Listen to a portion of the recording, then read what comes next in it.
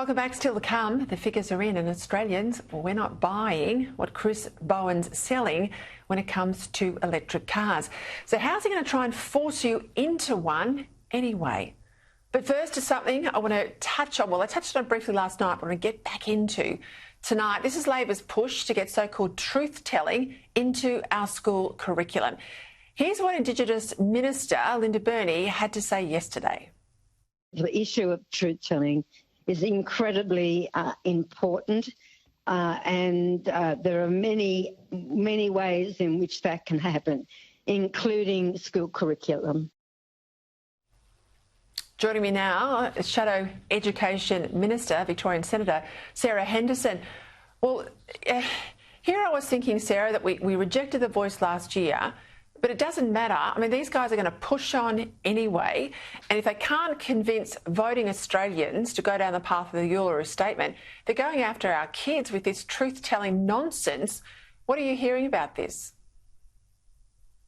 Well, Peter, great to join you, and I raised this issue in Senate estimates today, and I think, to be fair, education officials were quite embarrassed by what Linda Burney had to say. This is clearly a thought bubble, but it's another attempt by Labor to use the school curriculum in a way which indoctrinates children rather than focus on educating them.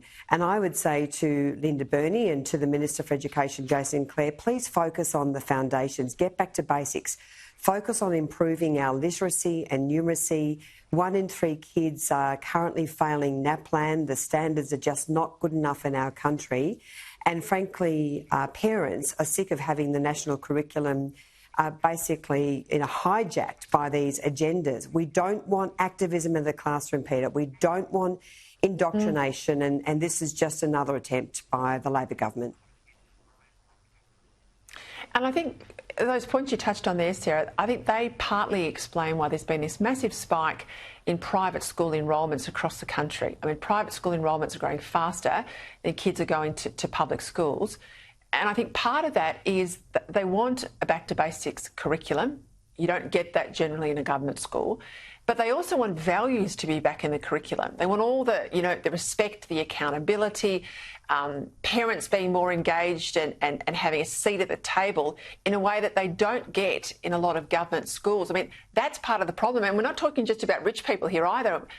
We both know, you and I, lots of parents who work 2 jobs just to meet the fees of private schools. Look, that's right, Peter, but I have to say there's a private school in Sydney that I took issue with because it's teaching critical race theory. So there are certainly some issues in some private schools as well, but we have seen a surge in enrolments in private schools. Many parents want to choose a school which reflects their values and beliefs, and particularly religious schools. But what's really concerning, Peter, is that there is evidence of increasing hostility by this government towards the non-government school sector. And the best example of that is the Productivity Commission recommendation to basically get rid of school building funds, which would cost private schools and religious schools $3 billion a year. I sought confirmation today that this shocking, egregious proposal would not be going ahead, and frankly got lots of waffle and no great certainty. So in a number of very important respects, it's really concerning to see what this government is doing to non-government schools. You managed to get an admission out of the head of the Education Department today. They've let the taxpayer down. But, I mean, I can't believe the money they're spending on these lavish lunches. Oh, look, it's absolutely appalling, holding departmental meetings in high-end restaurants. I've said, why can't you hold a meeting in a meeting room with a cup of tea and a biscuit? We've had to shame the Education Minister, Jason Clare, into changing his policy.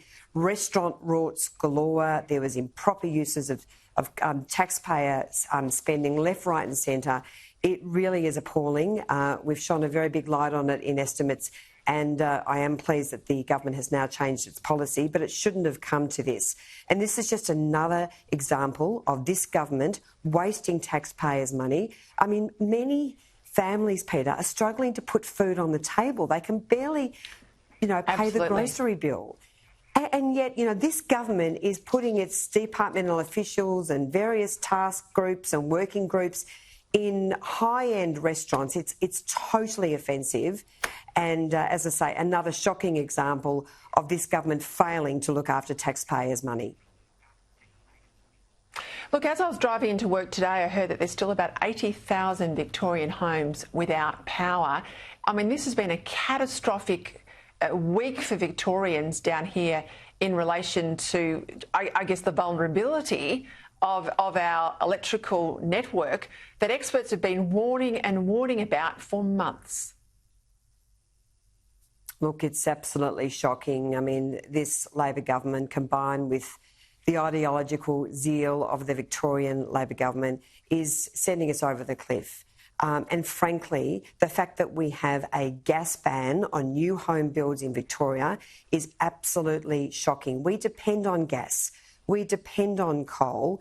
And as we know, there was those high voltage towers that basically collapsed. The government wants to roll those out en masse, of course, putting communities and particularly farming communities at risk. It is just appalling. They have really got this policy wrong and Victorians are paying the price. And we warned the government that we would see blackouts, and there is more of this to come, which just goes to show how bad they have energy policy in this country.